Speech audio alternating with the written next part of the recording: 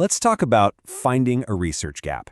It's that crucial, sometimes super intimidating hunt for something new to say in a world that feels like it's already said everything. So, how do you actually find one? Where do you even begin? Well, we're about to break down a really clear strategy to do just that.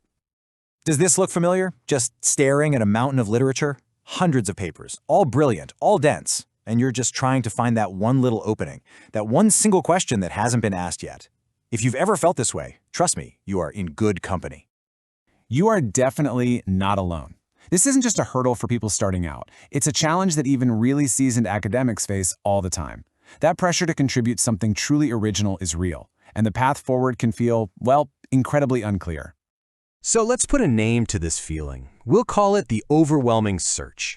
It's the challenge of trying to navigate this massive maze of knowledge, a vast, fragmented, and always expanding universe of information just to find a unique place to start. So why does it feel so hard? Well, first off, there's just pure information overload. The speed at which knowledge is being produced is just incredible. Second, you have countless studies that overlap, which makes it super difficult to spot what's truly new. Then you add in some vague criteria for what even counts as a gap, and top it all off with that immense pressure to innovate. Yeah, it's a lot. Okay, so before we can find this elusive thing, we really need to know exactly what we're looking for. What is a research gap anyway? I absolutely love this quote from Nobel laureate Albert Szent-Györgyi. It just perfectly frames the goal, doesn't it? It's not just about finding something that's been totally missed, it's about a new way of thinking, a fresh perspective on what's already right there in front of us. At its core, a research gap is really just a problem or a question that hasn't been answered by the studies that are already out there. Think of all the published research in your field as one giant jigsaw puzzle. Your job is to find and then create that one missing piece. And it's so important to realize that a gap isn't just one thing. There are many different kinds of missing pieces. You might find a knowledge void. That's the classic gap where a topic just hasn't been studied yet. Or maybe you find contradictory evidence, where different studies actually disagree with each other, creating a perfect opening to figure out why. It could even be a methodological conflict, suggesting that a new research method could unlock completely fresh answers. Knowing these types gives you a kind of checklist for what to look for. All right, let's get practical. How do you find one of these gaps without reading 1,000 papers? I'm going to show you a simple, really powerful 4-step strategy that you can think of as your personal treasure map. It's called the friend hunting method, and it's one of the most effective shortcuts out there. Now, FRIEND stands for Future Research is Needed. Here's how it works. First, you define your broad area of interest. Then, you head over to a tool like Google Scholar and find just 5 to 10 recent and relevant articles. Now, here's the key. Instead of reading them cover to cover, you jump straight to the sections on limitations or directions for future research. This is where the authors literally hand you a list of potential gaps. Finally, you just do one last quick search to verify that gap hasn't been filled in the last few months. That's it. This whole approach is really about working smarter, not harder.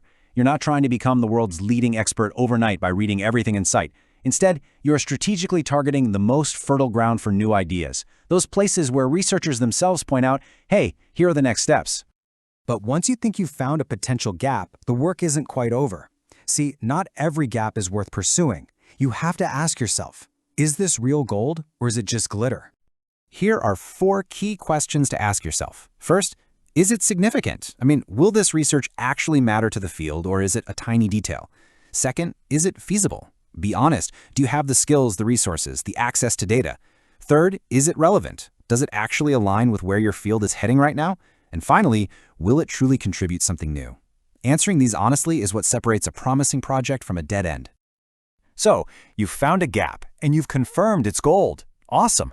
Now you need to stake your claim by clearly explaining it in your own work, whether that's a research proposal, a thesis, or a paper.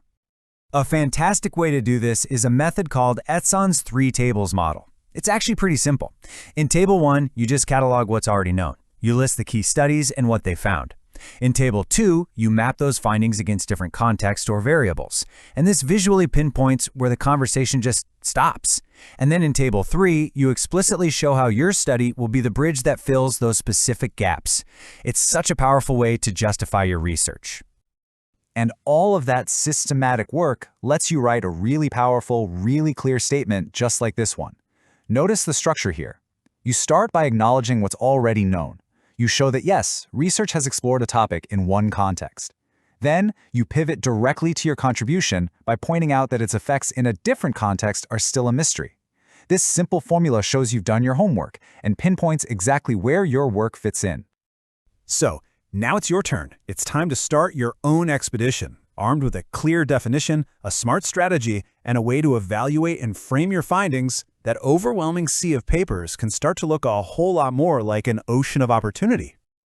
And if there's just one thing you remember from all this, let it be this. You are not trying to invent a new field out of thin air. Finding a research gap is about listening carefully to the existing conversation, and then finding a way to add your voice. It's about building on what's come before and just pushing that conversation one small, meaningful step forward. So what's the big takeaway here? It's really just a shift in perspective. Start reading smart, not just more. Train your eyes to look for what's missing, not just what's already there. Because in that space, in the questions that haven't been asked yet, that's where the real discovery begins. Now the only question left is, what are you going to discover?